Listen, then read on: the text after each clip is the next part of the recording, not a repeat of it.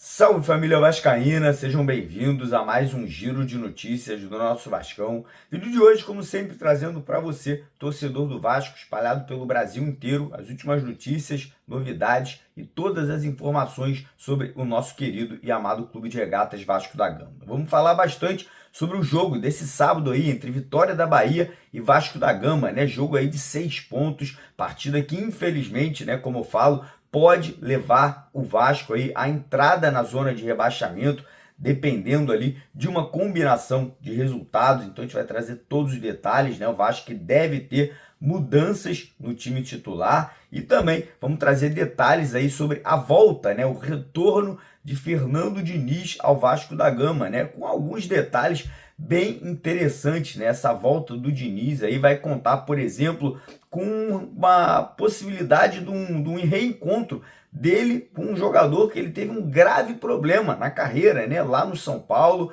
Vamos falar também sobre as contratações, né? Que o Vasco já começa a viabilizar para a próxima janela de transferências, né? Com o jogador de seleção uruguaia aí sendo um dos principais jogadores que está na mira, né? De contratação do Vasco para essa próxima janela. Então fica com a gente até o final do vídeo. Convido você que ainda não é inscrito no canal a se inscrever. Lá embaixo do vídeo tem um botão vermelho escrito inscreva-se. Clica nele, vem se juntar aqui aos mais de 502 mil vascaínos aqui no nosso canal. E quem puder dar aquela força, deixando o like no vídeo, né, deixando aquele joinha, a gente fica muito agradecido, né? A gente fica muito aí feliz com a ajuda de vocês, deixando o like, compartilhando, né, sempre aí nas redes sociais, nos grupos de WhatsApp.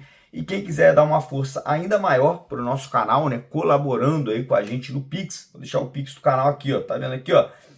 Todo valor, cara, todo valor que é arrecadado aqui, não vem para mim, não vai para o meu bolso, né? Não vou ficar aqui pedindo dinheiro para mim, né? O dinheiro é investido em coberturas que a gente faz do canal, né? Então, por exemplo, quando a gente vai fazer uma cobertura de um jogo em São Januário, tem um custo, né? Tem que botar gasolina, alimentação, toda a questão ali de logística. Quando a gente quer fazer um jogo de cobertura fora de casa, passagem aérea, hospedagem, que, cara, é para você que está acompanhando o nosso canal aqui que a gente faz essa cobertura, né? Justamente para você, telespectador, que curte o nosso trabalho. Então, quem puder fazer qualquer doação, né? Qualquer valor, pode ser R$1, cara, que seja, como eu sempre falo, o vídeo de hoje de manhã, por exemplo, tiveram 18 mil pessoas que já assistiram. Se cada um tivesse doado 50 centavos, R$1, a gente teria grana para fazer a cobertura, por exemplo, agora do jogo contra o Lanús, fora de casa, né? Lá na Argentina. Então, quem puder dar essa força, o Pix do canal tá aqui, ó. Esse aqui dá uma moral pra gente que realmente vai ajudar bastante, beleza?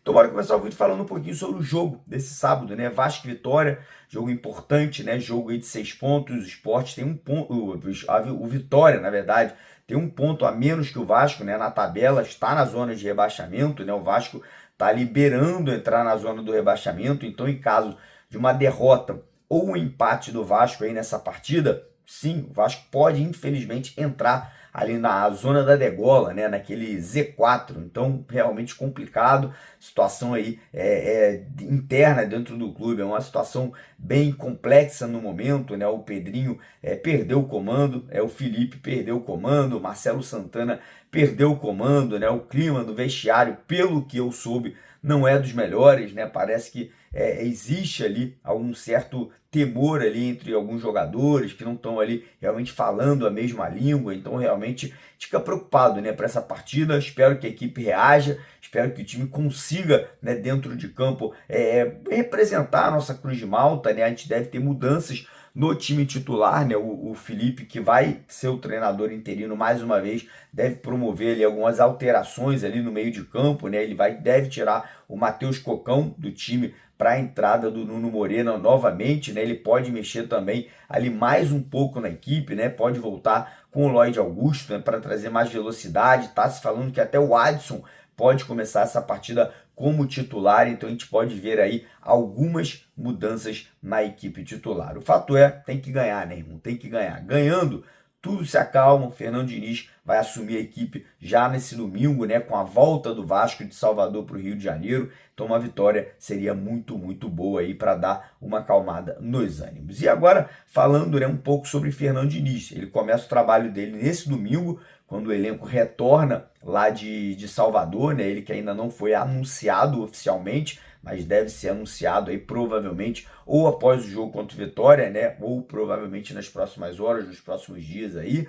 E o Fernando Diniz, cara, nesse retorno ao Vasco, lembrando que ele já trabalhou no Vasco há 3 anos atrás, vai ter um reencontro com um jogador que ele teve um grande problema, né, lá no São Paulo, que é o Tietê, né? Quem se lembra, né, o Fernando Diniz chamando, né, o Tietê de chinelinho. Os dois tiveram ali uma discussão, né? Eu lembro que gerou muito tumulto. Não sei se os dois ainda se falam, não sei se os dois nunca mais se falaram, não sei se teve briga, não sei se depois disso houve ali uma conversa ali para poder colocar as coisas no lugar, e os dois estão tranquilos, né? O fato é que eles vão ter que trabalhar juntos, né? O Tietê tá no Vasco, tem contrato com o Vasco, o Fernando Diniz está chegando, o Tietê hoje é titular, é importante, então realmente aí a gente vai ficar vendo ali com curiosidade essa situação aí do Fernando Diniz com o Tietê. Em relação a contratações, cara, parece que o Vasco aí reabriu negociações para contratar o atacante Brian Rodrigues, atacante uruguaio, né, jogador de seleção uruguaia, jogador que vai jogar a Copa do Mundo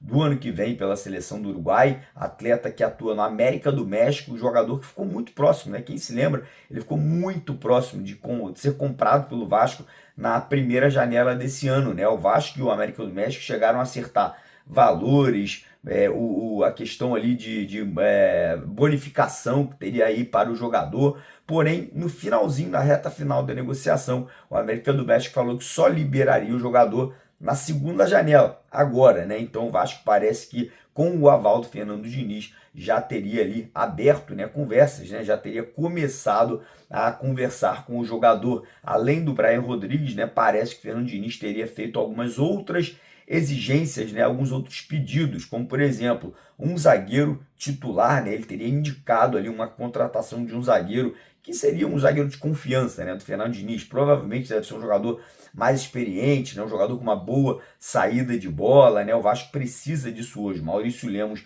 não consegue jogar, tá machucado aí há séculos. O João Vitor, ele é um jogador muito estapafúrdio, né? Um cara que tem até velocidade. Eu acho que se tiver um bom zagueiro experiente ao lado dele, ele vai evoluir, vai crescer, mas precisa de um jogador que tenha, né, essa possibilidade. Parece que o Fernando Diniz já fez uma indicação. O Vasco também tem conversas com o atacante Vitor Sá, ex-jogador do Botafogo, que está na Rússia, né? Então, provavelmente a gente vai começar a ver algumas movimentações, alguns nomes aparecendo, né? Lembrando que a janela internacional de transferências vai abrir agora a partir do mês de junho. Beleza, rapaziada? Então, por agora é isso. Agradecer a presença de todos vocês, pedir para você deixar o like no vídeo, se inscreva no canal, quem puder doar no Pix. A gente fica muito agradecido. Um abraço, tamo junto.